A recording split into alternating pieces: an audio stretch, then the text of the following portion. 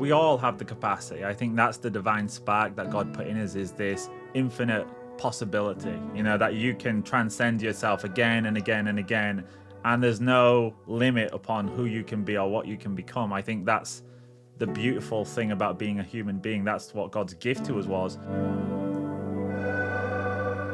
I think they're terrified of what happens next. They're trying to control it and weaponize the cycle because they think they're going to come out of this cycle and start the next one in the same position. And I absolutely think that's false. You can't control God. You can't control nature. Nature would laugh at them. It'll swat them away like a fly. Welcome to the Staying Free podcast.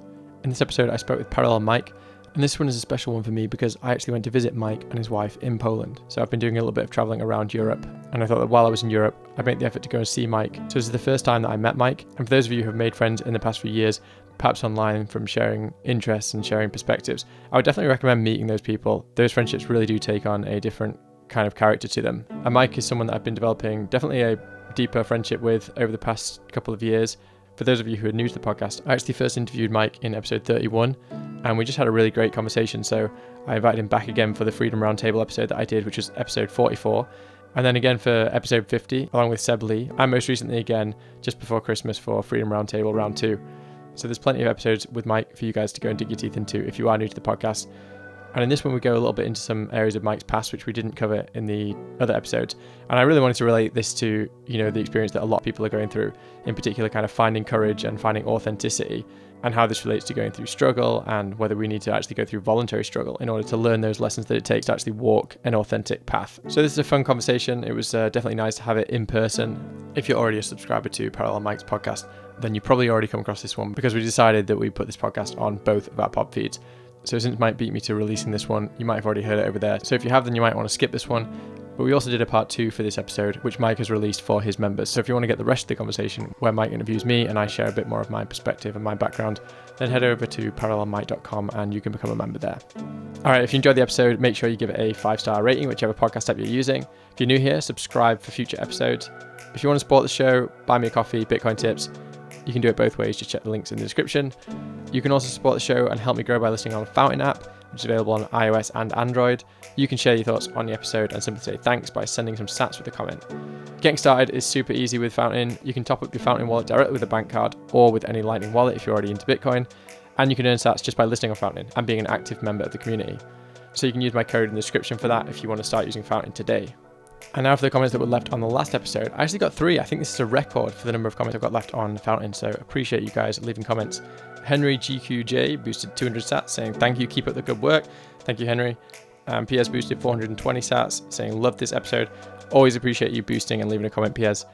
And SourceNode boosted 7,777 sats with a praying emoji. I think it's a praying emoji. I use it as a praying emoji. I know some people use it as a high five emoji.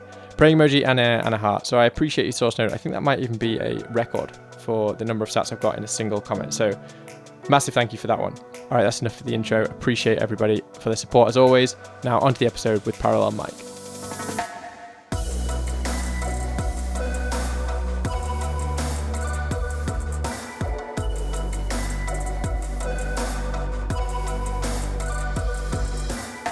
Mike, welcome to the Staying Free podcast. And Johnny, welcome to the Parallel Mike podcast. Yeah, so well, obviously, like for the sake of my audience, understand what's going on here. We're currently in your studio, in your house, on your farm, and you've been kind enough to invite me and my girlfriend to stay here. So yeah, we decided we need to at least get away and do a recording in person, which we've never done before. Well, we've never met before, but yeah, excited to be actually doing this one-on-one. I always think that the conversations take on a bit of a different vibe when you do them in person versus over the internet. So happy to be here, man. Yeah, this is the first time that I've ever done an audio like this where we've been in person. So I appreciate the offer to do it. It's exciting. And yeah, how was it coming to Poland and finding your way to our little corner of the country? Yeah, I mean, it's really interesting. I've not seen this side of Poland before. I mean, I've only been here once generally, but getting here, I mean, I know you said that it was rural, but like definitely for me, I didn't realize quite how rural it was going to be, and coming on that train and just kind of having fewer and fewer houses, and then at certain points just seeing no houses for long stretches of time. Yeah, it's pretty crazy. You are seriously like living that rural life out here. It's no kind of exaggeration to say you are properly out in the sticks. So yeah, it's really great. I guess, like, first of all, before we dive into this, because some people might not have already been introduced to you on my podcast. They might not have heard the previous episodes. So do you want to just kind of give just a bit of a brief introduction for those kind of newcomers as to who you are and what you're about? Yeah, sure. So my name's Mike, or Parallel Mike is kind of my online moniker, which you actually came up with, believe it or not. The first ever interview I did as a content creator, I started a YouTube channel, and I got a message from a guy called Johnny Hoddle, and he said, "Do you want to be on my show?" And it was literally the first time anyone had asked me to interview. And you titled the episode with my name as Parallel Mike. And that's because that was my Twitter handle. And you thought that's what I called myself, but I didn't. And yet now that's what everyone knows me as. So yeah, I guess you can call me Parallel Mike. I'm an investor. I'm an organic farmer. Although my backstory is quite different to that. I was from the UK, and most of my career was actually spent in counselling and therapy. So I worked with children from broken homes, from abusive situations, who had been harmed, who were in foster care.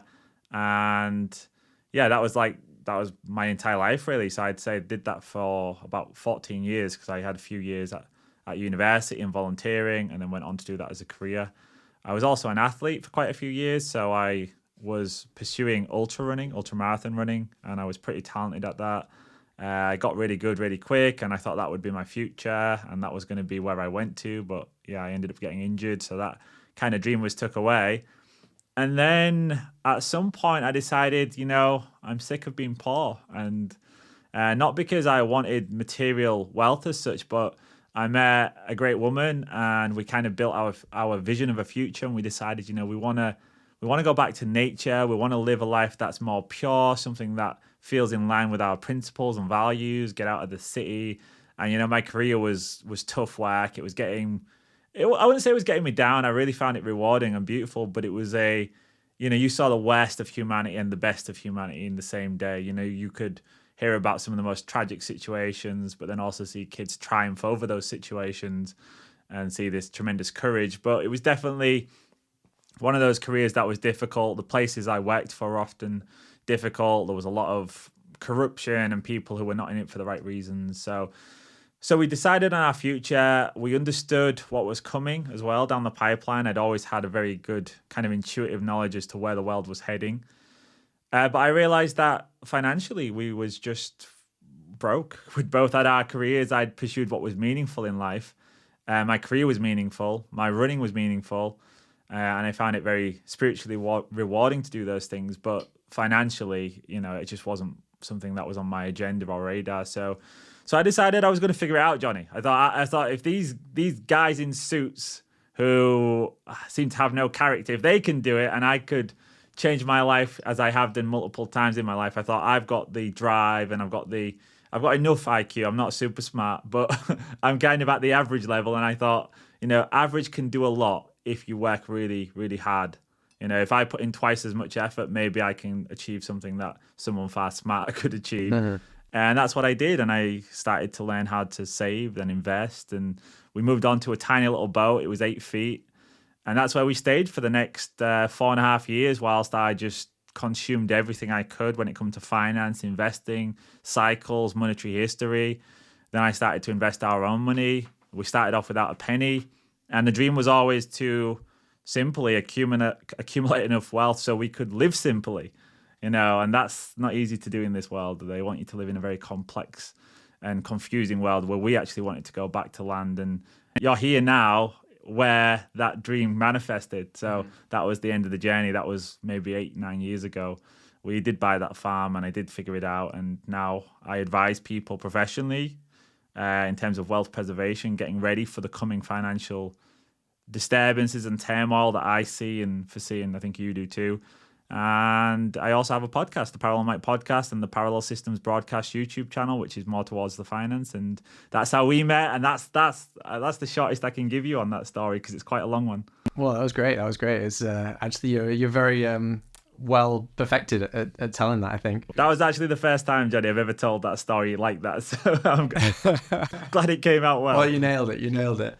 But, as I said to you before, kind of starting this, we were saying, okay, we've had a few conversations in the past and we've talked about different things. We've talked about, finance, like in our first conversation that we had, I brought you on because I saw a video that you'd done about, the housing market crash and everything like that. And you were literally in front of a whiteboard, kind of talking about like the cycles of kind of money printing that we were in and inflation and kind of where to expect house prices.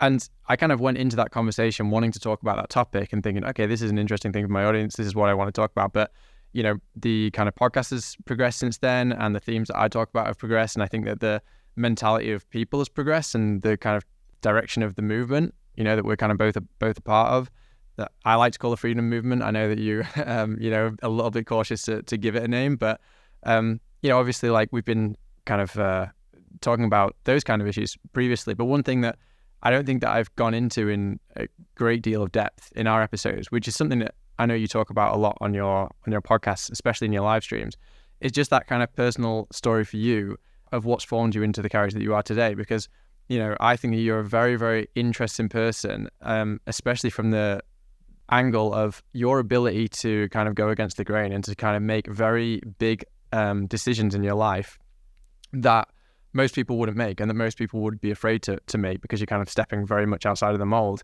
And when I kind of first started this podcast, I think a lot of people related to that because we were going through the whole kind of COVID situation where a lot of people felt like they were in a situation where they didn't want to go along with the crowd and they felt a real compulsion to step outside of the crowd.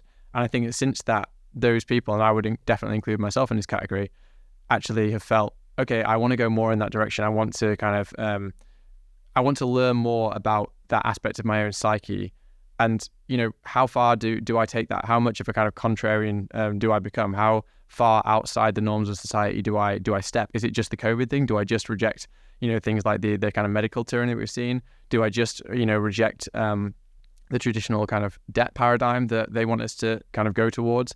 Like, how far does that go? And I definitely think that you're someone who has taken a lot of steps in your life, from like you mentioned here, living on a boat, moving on to a farm, like the way that you invest and things like this. You are definitely a very, very independent thinker. And I kind of want to go into the personal journey of what that's about. And I guess starting with your kind of more like formative experiences, I'm not sure how much you've like specifically reflected on this, because sometimes you have these traits and you just think, well, that's just the way I am. That's just my character.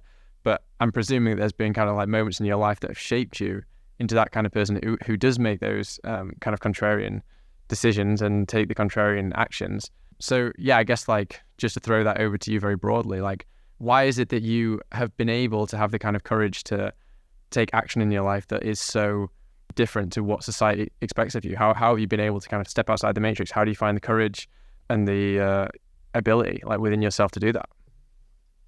Well, I guess I had a very top-heavy life. So the first 20 years, I'd say, of my life were very, very filled with, I don't want to say chaos, but difficulties, obstacles, lots and lots of barriers. So without dwelling on it too much, just purely giving what's useful, I grew up the son of a very well-known British gangster. So he was very high up in organized crime.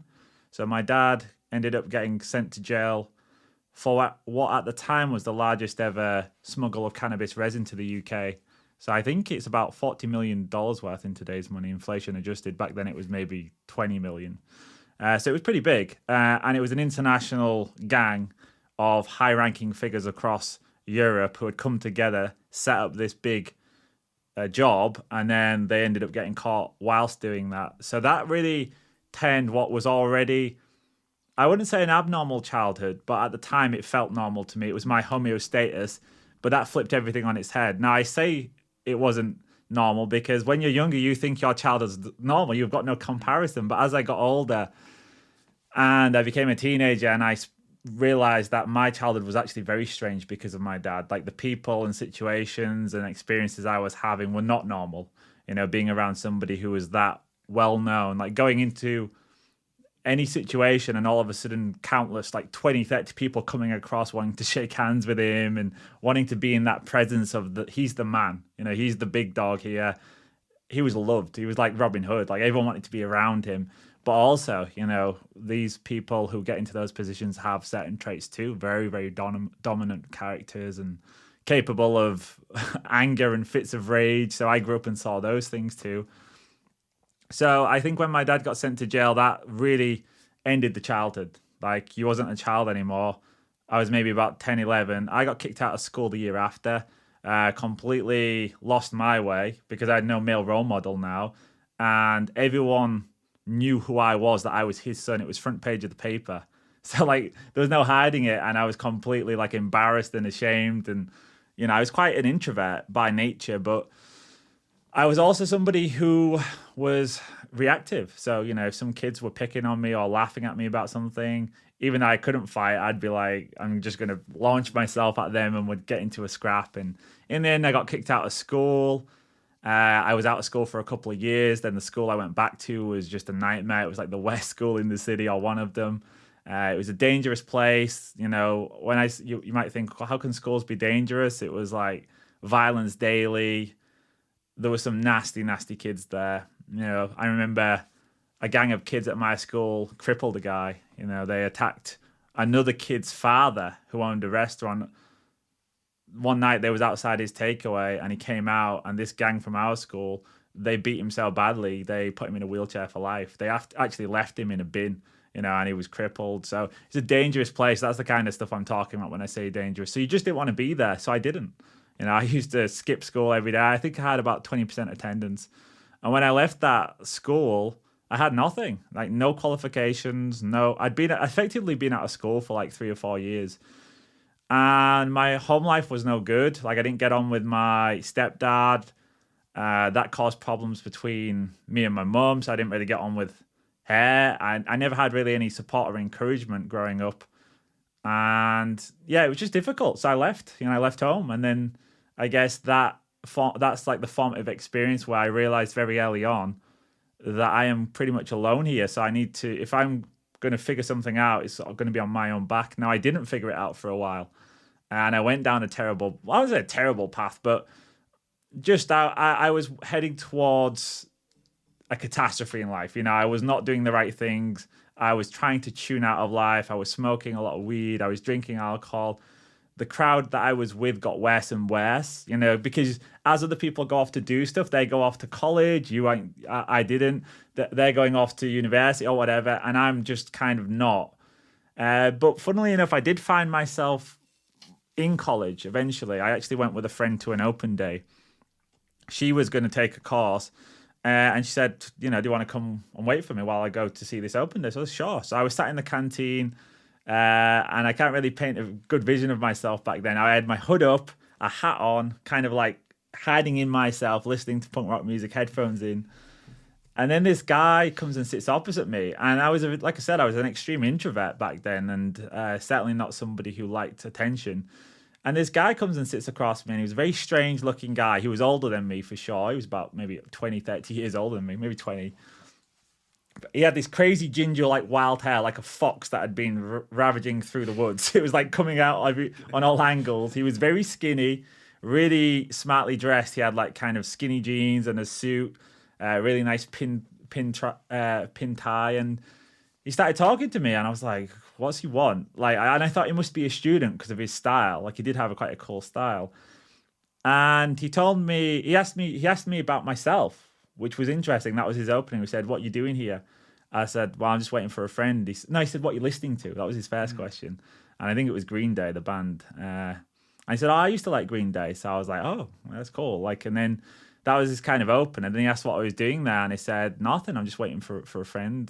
She's come for an open day. And he said, what about you? He said, what's your plans? He said, are you coming to college? I said, no. He said, oh, so what are you going to do? Do you have a job? I was like, no. He said, what about, what you're doing then? And so I said, nothing. He said, well, what's your plans like for the future? What do you want to be? I said, nothing. What do you mean nothing? I was like, what do you mean? I was like, what I mean? I was like, what do you mean I should have a plan? What do you mean I should have a future? He said, well, what are you good at? I was like, I'm not good at anything. And I was like, listen, he said, I said a skateboard, and I hang out with my friends, but I said, I don't really have any vision of the future. So, like, I could see he was a little bit taken aback by it, and he said, "Well, why don't you come to college then?" I said, listen, I said I haven't been to school for like 4 years. I said I'm not clever enough for college. I've got no qualifications. He said, you don't need qualifications. I said, yeah, you do. I said, of course you do to get into college. I said, all my friends had to get A levels. He said, no.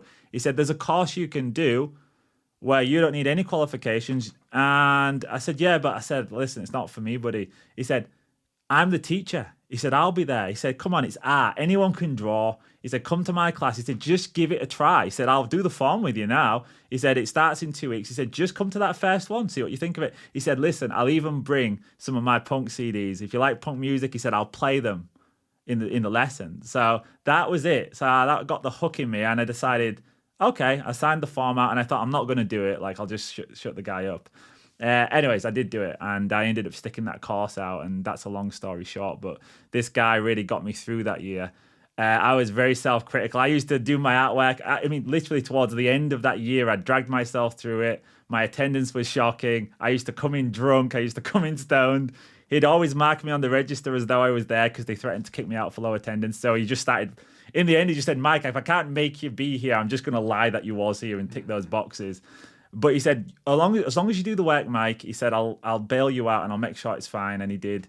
But towards the end, I was so self-critical. I threw my entire year's work in the bin and left one day in a big mood. I was like, I can't draw. I'm shit at this. I threw it all away, and I came back, and he took it out, and he'd neatened it all up. He'd ironed the damn stuff. Wow. So he really was the first person to ever stick their neck out for me in life. And he was actually the first person to ever tell me that I was good at something. The first person to ever say that he was proud of me or that I could be something. And although I didn't believe him at the time because I had very low self-esteem, very insecure, he made sure I finished that course, and I did finish it.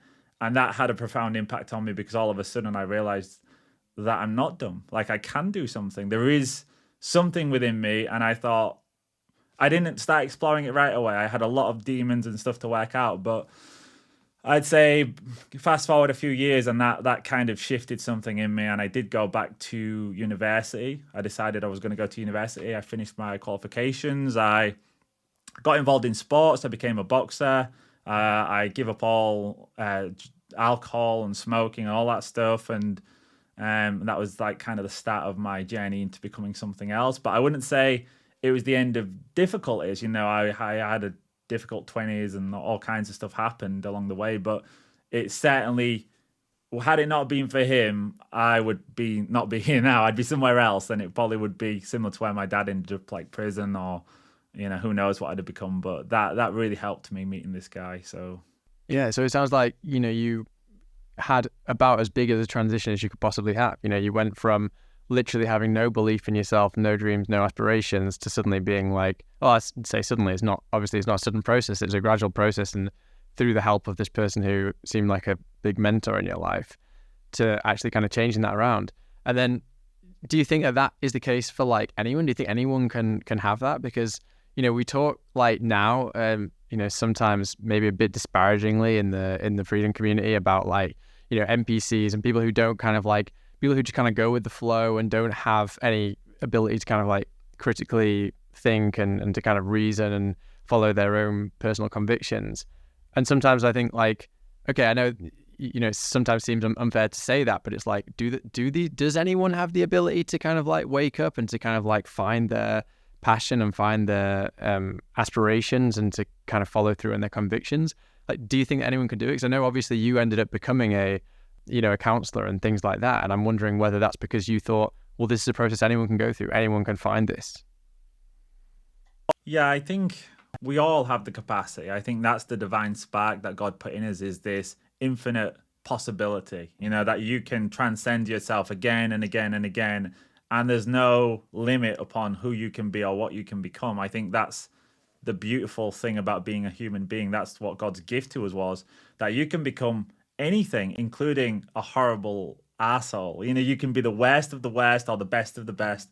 That's true free will. That's freedom. People talk about wanting freedom, and yet then they lament that some people use that freedom for bad.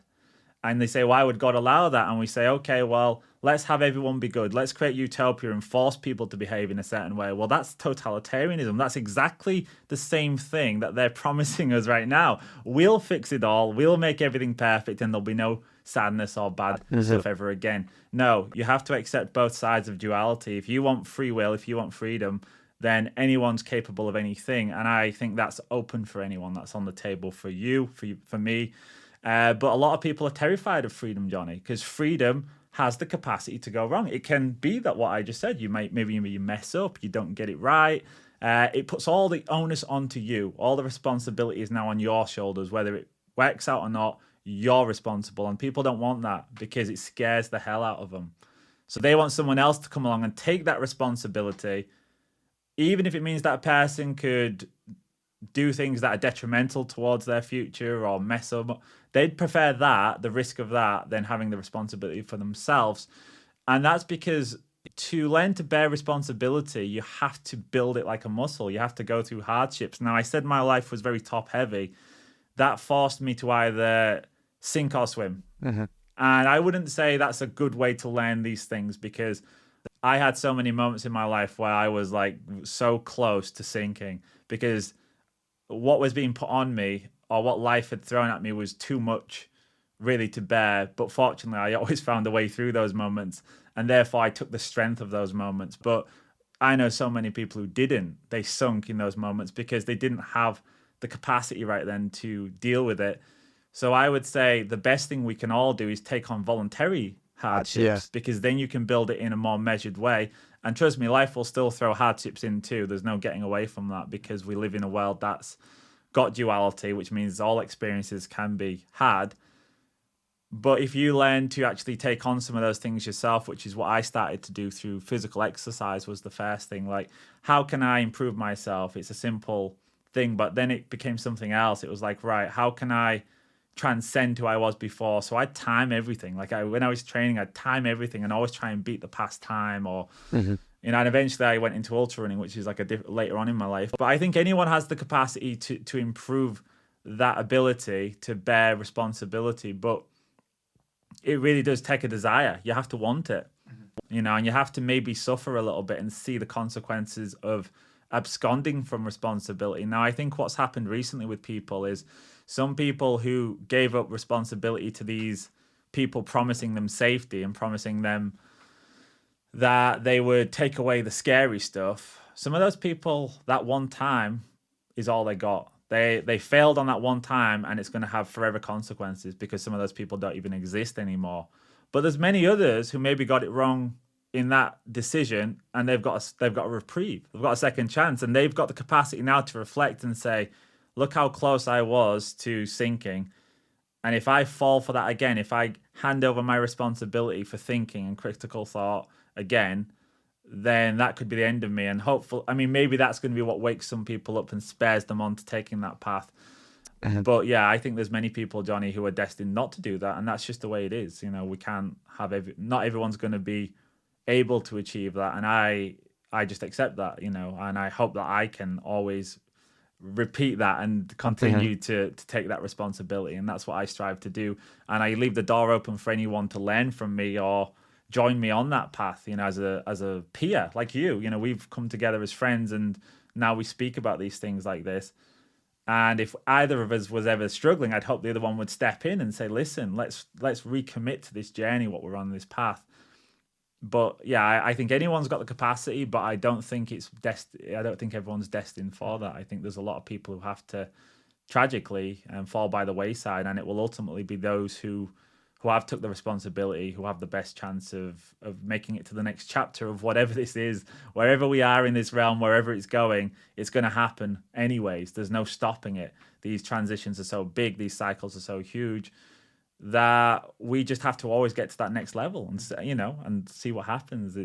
I'm excited about that. Like, yeah. I embrace all of it. Like, I embrace all of the risk and all of the reward together. Well, yeah, I think that probably the reason is because you have some kind of a concept of something higher, something bigger than this. I actually think that a lot of these things that we're talking about, and people who are afraid to, kind of step out of the mold and to say, okay, I'm going to, make a decision and do something in my life that goes against the kind of well-trodden paths of society.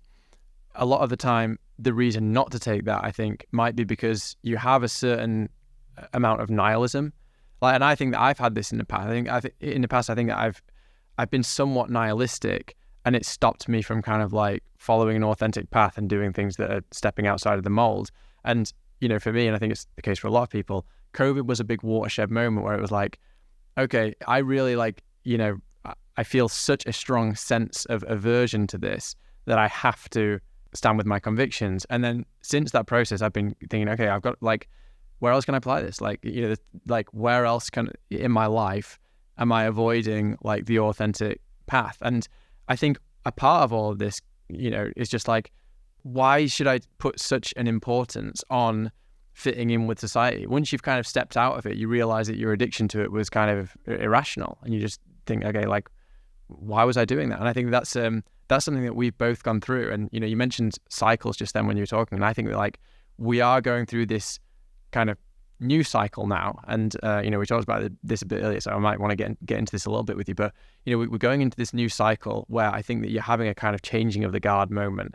And I think that like all this stuff that we're talking about here is really, really relevant to that. You know, I've talked a few times on my podcast about the idea that like in the past we had, as a part of kind of the nature of kind of growing up and moving into a new kind of like season, you know, a season being like a season of the age, you know, like going through kind of like childhood to adolescence to adulthood and stuff. And you had these kind of marked moments where you're expected to go through some kind of a initiation of some kind, you know, tribes do this and everything. And I kind of think that like this is something that everyone is faced with at multiple times during their life. Like you kind of have these like touches with that.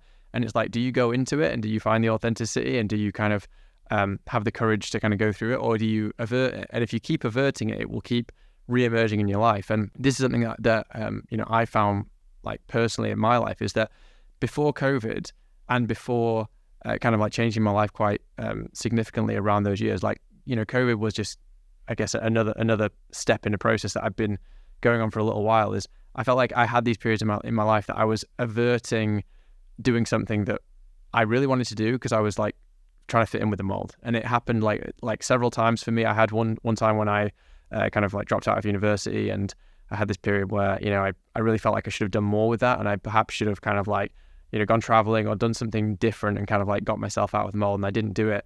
And I kind of had another one like shortly after university. I was struggling to get a job, and, you know, maybe I could have like started a business or done something on my own, and I kind of like struggled with that for a little while. And then the first big touch for me was, I think, like going solo traveling. Like I made this decision. I said, you know, like I know that it's not the done thing, but it just felt something really intrinsic to me that I felt like I was going to grow a lot as an individual from.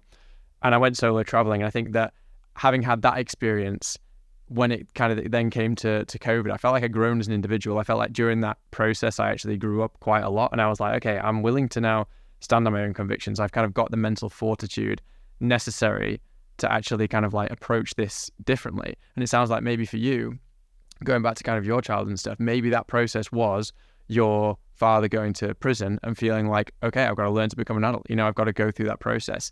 And I wonder whether like society should be kind of re-embracing these traditions that we previously had, and we should be recognizing it much more as like a necessary component, that you just say, okay, there needs to be this kind of suffering, whether you have that through, you know, travel or, you know, in your case, sport. Seems like it was a big one, you know, like putting yourself through this voluntary suffering. Seems like that to me is part of this mix of ingredients. It's maybe not the only thing, but there's a mix of ingredients somewhere there, and some kind of like voluntary suffering, or perhaps it could come in an involuntary form, as, you know, with your father going to prison, something like that. But you don't have to have a big trauma in your life. You could kind of go into that voluntarily. But it seems like that's part of this kind of mix of ingredients, which gives people that mental fortitude to then say, okay, like I'm going to kind of like grow from this. I'm going to actually stand on my own 2 feet and not just default to whatever the status is of society. Would you agree that that's like seems to be part of that mix? Yeah, I would. And, you know, I think a healthy society and a healthy world would be one in which people, where our children were brought up, and situations were given to them that would add these key pieces. So you talked about rites of passage there. I mean, what were rites of passage? It wasn't just about celebrating that you're a man. It was about challenging that boy or girl at that time in such a way that would see them transcend who they was before. Like This is not just a celebration of who you are, it's showing you what you can do. It's taking them to a new level. And all of that's being stripped. And what society tries to do now, what they've engineered, is a situation where we try to go to the weakest link and take everyone down to that weakest level rather than aspire for something stronger and better than what we are by adding challenges, by adding hardships, by having debates, by thinking about difficult things and doing difficult things with our body and with our mind. So that is the difference. It's the satanic inversion. It's going from aspirational to de-evolution. We're devolving into the worst versions of ourselves, the weakest, the most insecure, the most self-critical, and the most incapable of hearing criticism, which is the worst, I think. It's that hypersensitivity that they've instilled in young people so that they can't even imagine anything other than what they accept. If you've got a different opinion, we have to destroy you and it because it challenges me so much. And it's not just young people, it's been, adults are just as guilty of it because we've allowed ourselves to be lulled into this dreamlike state where we just live our lives watching TV and believing Hollywood narratives and scripts and living our lives as though they are anything but the most beautiful and precious thing that there is. I mean, what is more precious than existence? That you are here in this place of ultimate opportunity where you can create anything and be anyone, and you can experience the most profound joy and the most profound sadness in the same lifetime. These opportunities are there for all of us, and yet what are we doing with that? We're sat there medicating ourselves and drinking ourselves to sleep, watching just toxic mind garbage. It's just these things they put on TV. And how many years, we spoke about it recently, me and my wife, and we said the average person watches I think it's getting up to around 10 years. And I would imagine young people, if we calculated the amount of screens they watch in their lifetime, if we started with young people now, you're going to be talking maybe 20% of their life staring into a screen rather than looking out into this beautiful world, where literally creation's all around us, this extraordinary thing what we've got, and also into each other's faces and to each other's eyes. We're sat here now, and this is not like looking at a screen. When we see each other through a screen, that's one thing, but I can see, I can look you right in the eyes now. That's a personal connection that we can have right here. And we can feel things this way, which we can't feel through the screen, because we've got energetic qualities. We can feel each other's energy. We're in that vicinity. So yeah, I think we've been weakened, and it's very sad. And I think we have to, in ourselves at least, we can take that responsibility and say, I'm going to add some challenges. I'm going to add some hardship. I'm going to do what's uncomfortable, because that's what it's about. We've all got, what's comfortable for me and what's comfortable for you are two different things. Like if I say, Johnny, go out for a 2-hour run, and you're used to running 4 hours, that's not cool. It's not a problem, Mike. 4 minutes for me, mate. Yeah. Like for me, for example, one of the most uncomfortable things is actually sitting still. Mm-hmm. I'm so always on the go. I'm a very I wouldn't say I can't relax, but even when I'm relaxing, I'm doing something. I'm occupying my mind with a book or with something on the screen or whatever. If I'm working, I'm always on the damn screens, which I hate. But what I really struggle with is just sitting there and just listening and just being still in nature. My way of experiencing nature was running in it. I'll go out for 12-hour hikes in nature. I'll go running it, but just sitting and being still. So that's my challenge. Now for you, you might be fine with that. You might be able to do it for hours. So it's about getting out of your comfort zone, whatever that is. And we have to find opportunities to do that daily in different aspects of our life. It can't just be a one-dimensional thing. For example, maybe you struggle to speak to people. Maybe you struggle with communication. Well, you're going to have to put yourself in that situation. You're going to have to do it more.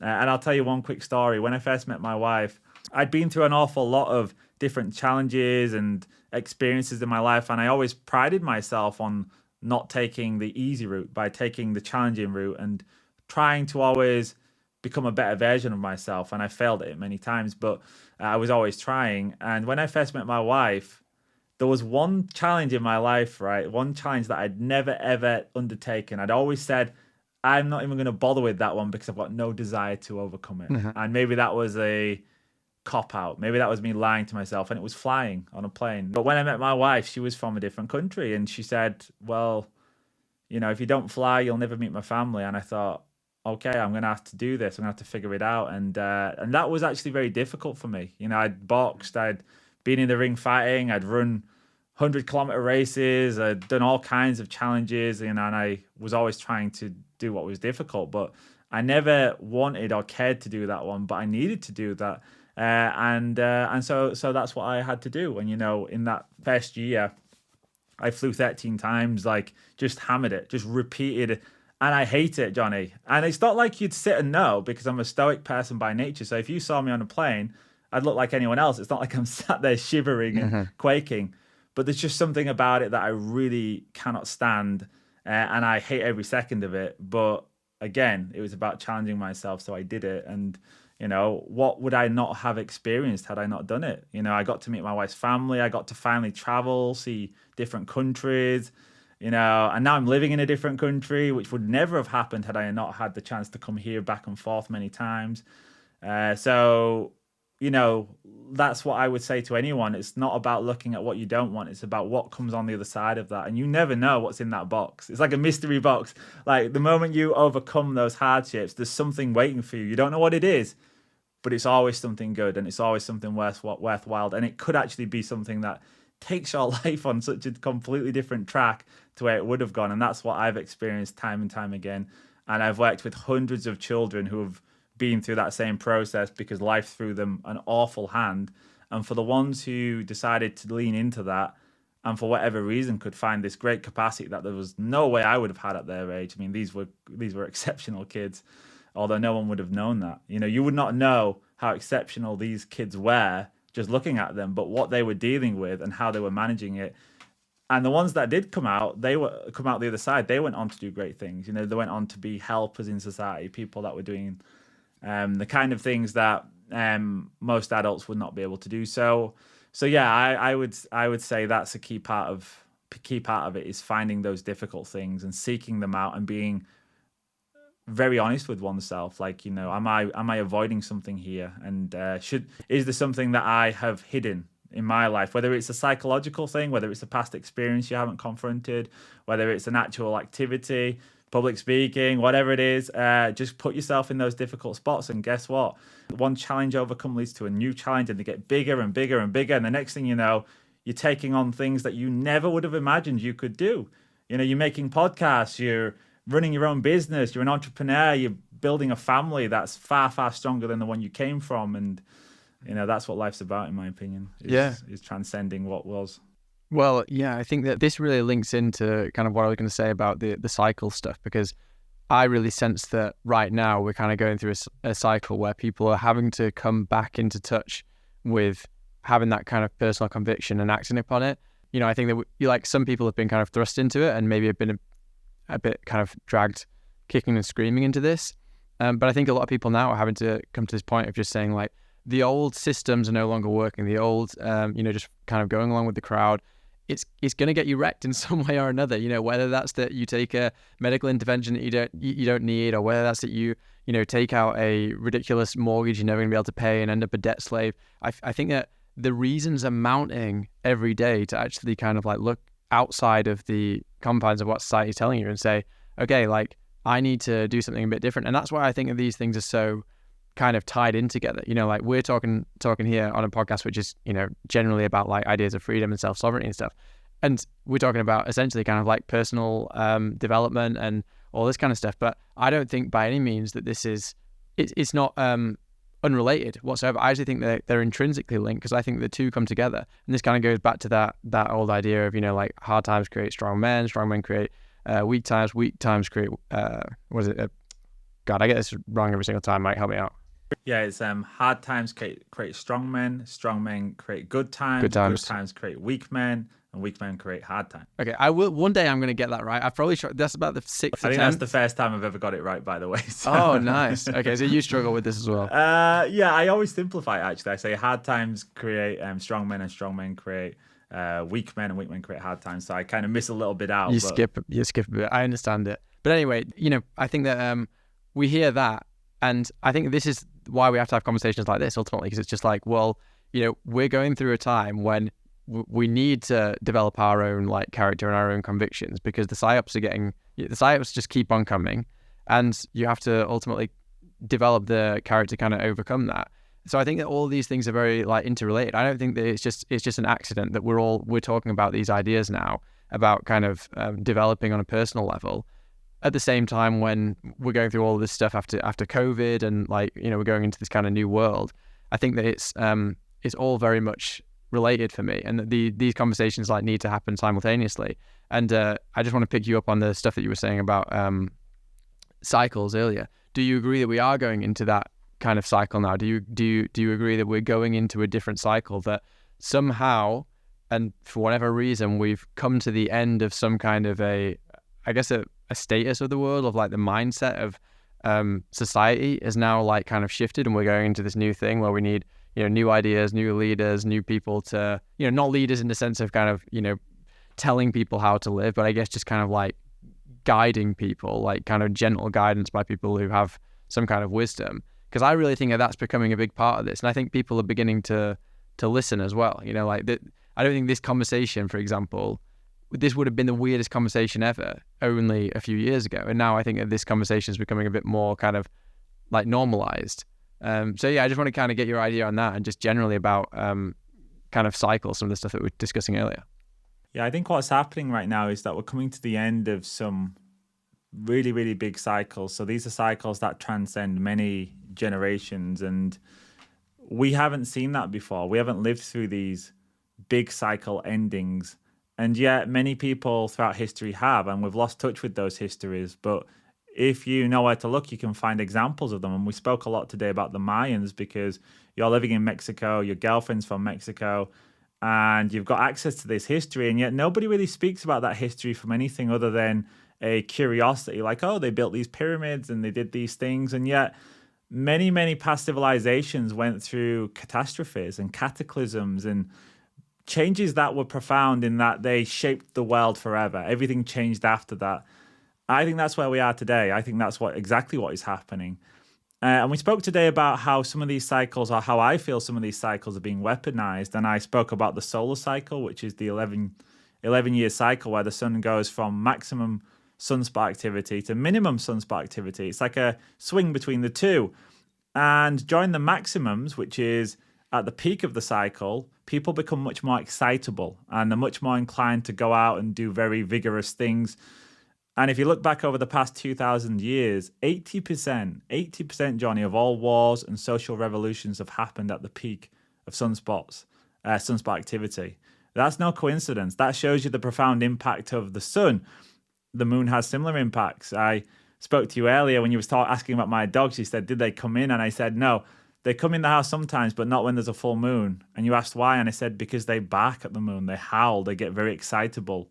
My big dog, Yulka, will spend the entire night during a full moon or in the day before just running around at night barking. This is every month. These are energies that we're feeling. Now, if that's just the sun and the moon, what's happening when we have this sun going through the precession of the equinoxes? That's a 24,500-year cycle, Johnny, where the sun goes through each of the houses. You know, we have these things that we call horoscopes, and it's being belittled into this kind of novelty where it's just about reading a horoscope, finding out what's going to happen in the future.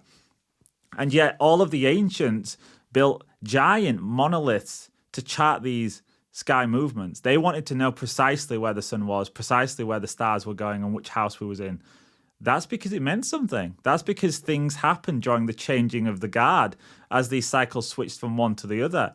Why does the Vatican own the most powerful telescopes in the world? Why do people like King Charles and the royal families all have royal astrologers?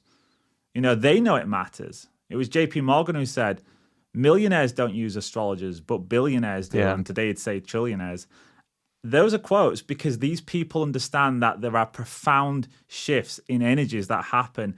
Now, their role, what they're trying to do is to try to harness those energies for self-gain, but also to weaponize them against us.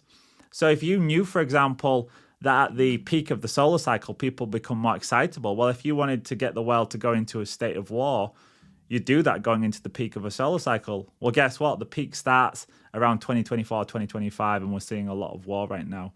Now, at the minimum, the solar minimum, what you see during those times is people become more insular.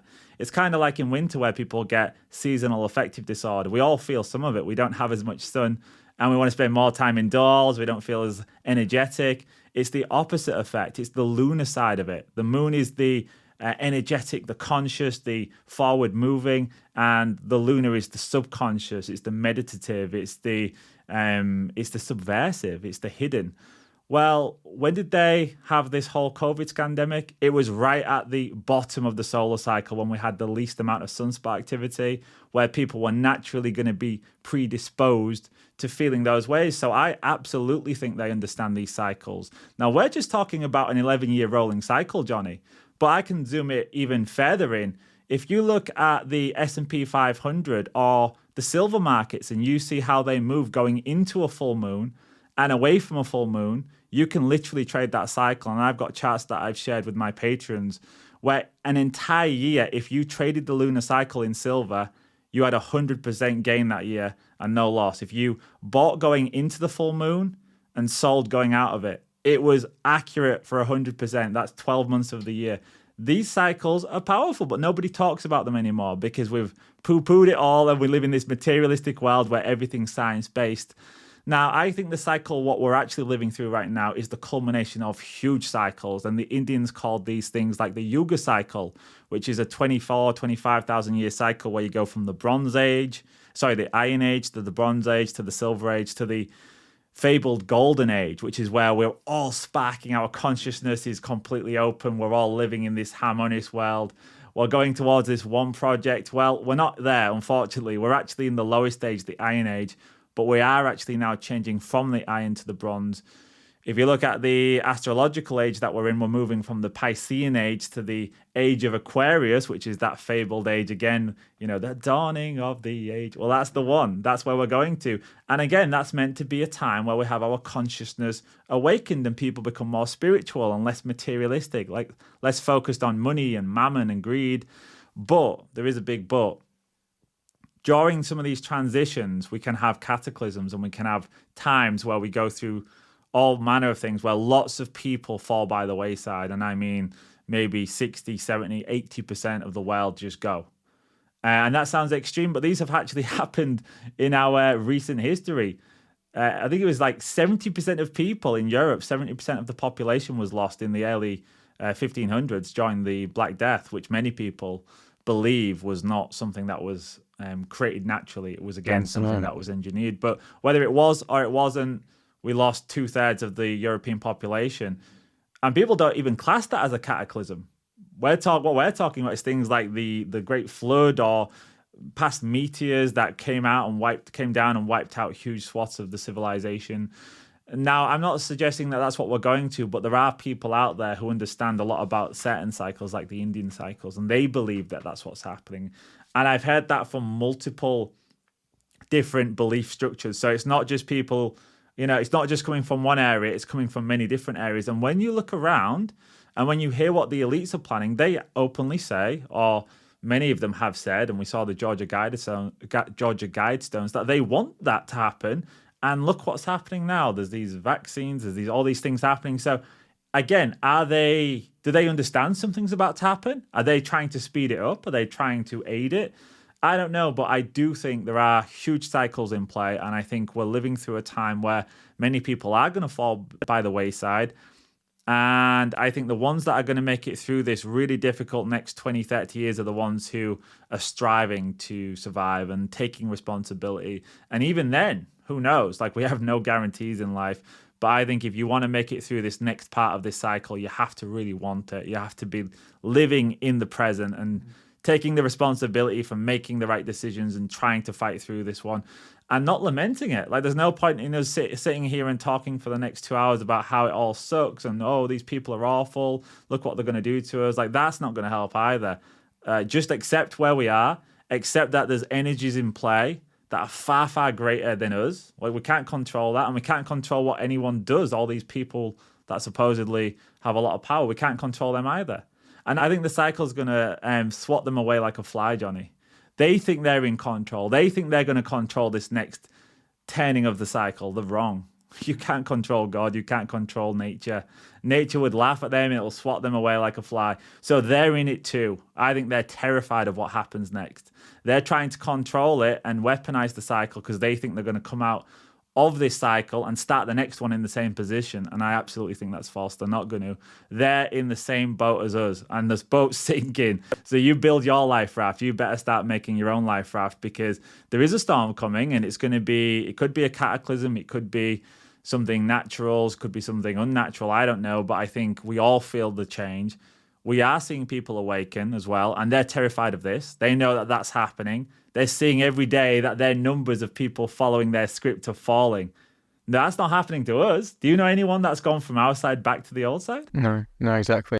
Interestingly, you were talking then, and I actually just noticed, you mentioning about kind of cycles, and you were talking about, like they're afraid that people are going to awaken, and it kind of got me really thinking, like, essentially what we're talking about here is stuff that's happening on the micro level, which can also be observed as happening like on the macro level, right? Like you can bring this right down to like a day in someone's life. You wake up, like that's the awaken moment, right? You wake up in the morning, then you go through, you have your morning, it's when you're most energized. That's like this kind of spring season, right? It's similar to the seasons that happen over the course of a year. You kind of got the waking up, so that's the spring, getting up in the morning, etc. You go into the middle of the day, it's the warmest period, is the middle of the day. The summer is the warmest period, it's in the middle of the year. And then you go kind of like later in the day, that's kind of like your energy is starting to lower, it's starting to get cooler, etc. That's kind of like the autumn. And then you have the winter. So that's happening, through the course of a day. You've kind of got your morning to the night is like going through the 4 seasons. And also with the human energy is like that. And then when you go to sleep, and, like you're tired in the evening, you wake up in the next morning, that's your awakening. And this is happening on a day, it's happening through the seasons throughout the course of a year, but it's also happening over bigger time periods than that aren't observable necessarily in a human lifetime, but are observable through the course of multiple human lifetimes, right? So we can kind of look at these cycles and say, okay, I can observe what a day feels like. I know what it feels like with temperature. I know what it feels like energetically. I can observe also what happens in a year because within my lifetime. And maybe you can observe, some kind of seasonality within the course of maybe 100 years. Perhaps you say, okay, well, when I was younger, we had like it felt a certain way, or there was, perhaps it was cooler, or perhaps it was warmer, etc. And then it was different in a different period of my life. But what happens to that seasonality over greater periods of time? What happens like when you're talking about through the course of multiple generations on a kind of 5,000 year basis or 10,000 year basis? I think that like that's the kind of stuff that you can only really conceptualize through kind of like reading and learning about what was life like, what was life like during these kind of like golden eras. Like, I look at stuff like the Stoics and things like that, and I'm like, they were a different character. They were almost a different breed of human being. These people were so operating on a different level, and perhaps that's kind of what we're coming back into. But first we have to kind of face the winter season, and I think that to me it feels like that's what we're kind of going into, or perhaps in the middle of. I'm not entirely sure where we are there, but I think that like kind of COVID was a real like watershed moment that felt like a real change. Perhaps that was the brewing of a storm, or perhaps that was the storm itself.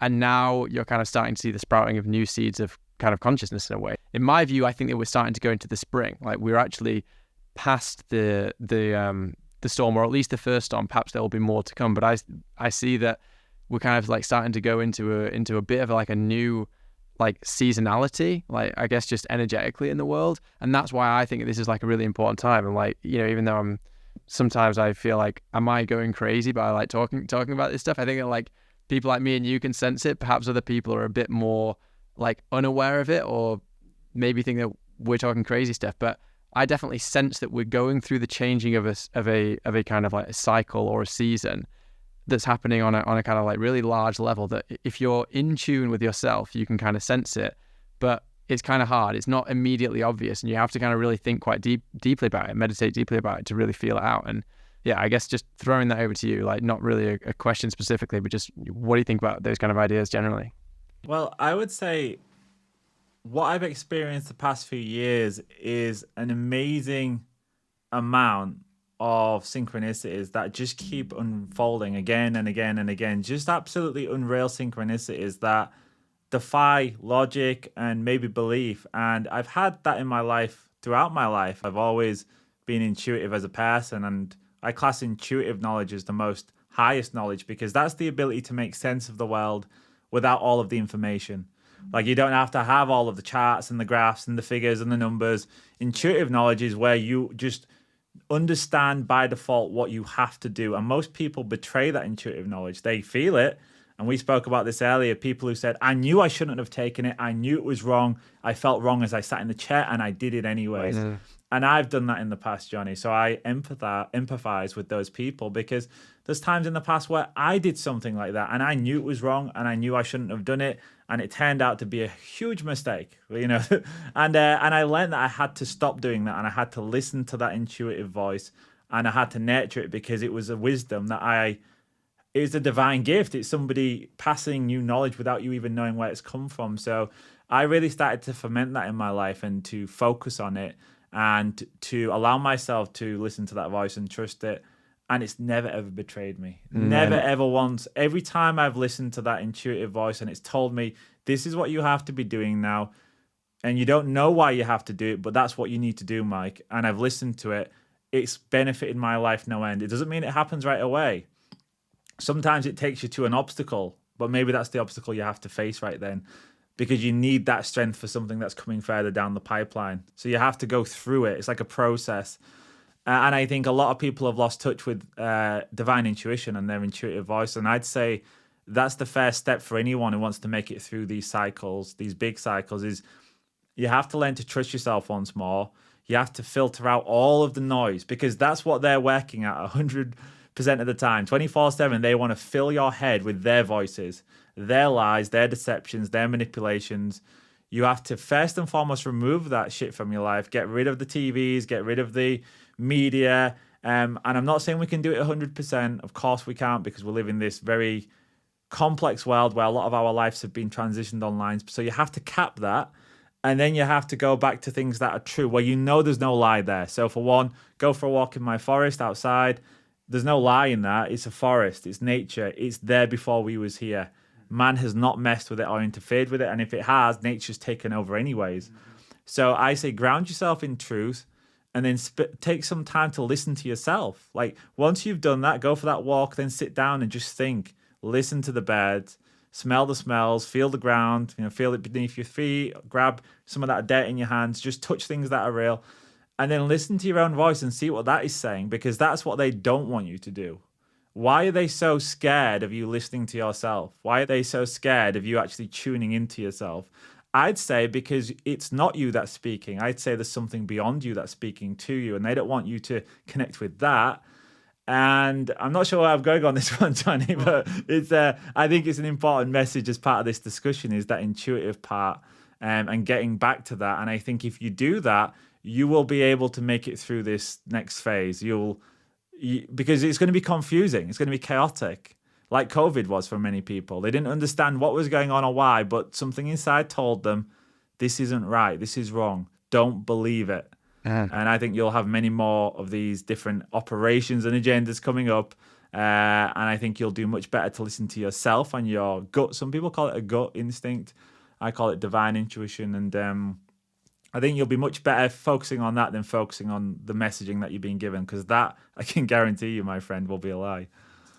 Yeah, I actually think that's very, very, very strong advice, and it's something that I'm kind of like still learning, but I'm definitely kind of like leaning into it more and more. Is actually just kind of feeling that out and feeling what your own I hate saying like your own authentic truth is, because the truth is the truth. It's not your truth, but it's your perception of the truth. It's like, do you trust your own intuition and your own real experience of the world, or do you fall for the illusion and kind of go along with whatever the illusion is? And I think it's a difficult thing for people to do, is to kind of like follow their kind of authenticity. But I think it's like really crucial to finding, like, first of all, your own sense of purpose, but second of all, for freedom generally. Like, do you want to live a free life? Well, like, the first thing is kind of unshackle your mind. You know what I mean? Like that's a really important part of the process. It's not just a matter of saying, okay, I'm going to free myself, like financially or like physically, but it's like mentally as well. That's like a crucial part of the process. So, this is something I'm talking about more and more. I know that, like, when we first started our conversation going back, like, it's very finance based, this kind of stuff, but I feel like the conversation has kind of like evolved generally, and that's the kind of thing that I'm like more and more interested in now. Is just to kind of really embrace this new cycle, if in fact we are going into it, which I think that we both like believe that we are. Is like, how do you condition your mind for that, or how do you recondition, or probably better to say decondition your mind for that. So yeah, I think that this is for me a really like interesting aspect of that conversation that's going on. I know that we said we're going to reserve some time to do a bit for your podcast, so if you want to like throw it over to me or switch spots, but I guess just to round things off from my side of things, I'll just let you lead it out with where people can find you and all the rest of it. I'm sure that most people are already aware of who you are from listening to my previous episodes, but just for those who's the first time hearing about you, do you want to just let them know where they can find you?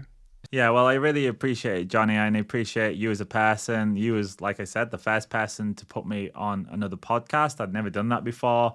God, you wouldn't believe how nervous I was for that show, to be on it and to be asked questions that, it's like, will I be able to answer them? Will I get them right or wrong? It's a difficult thing when you first do it, and you gave me a lot of confidence. You already had a podcast. I looked up to you. I admired your work. I thought, wow, this guy's awesome. He's producing his own podcast. I wasn't doing a podcast at the time. I was just literally putting out these random YouTube videos, and I think it was only the third or fourth video. It was, Johnny, I think it might have been the second video I ever did. So I appreciate you for doing that one. You've been a key part of my journey in becoming somebody that can present information coherently and to do what I'm doing now. You took a chance on me, I feel anyway. So I really appreciate you. And the synchronicities that we had, because when we first met, it turned out that you actually was very good friends with somebody who's in my family through marriage.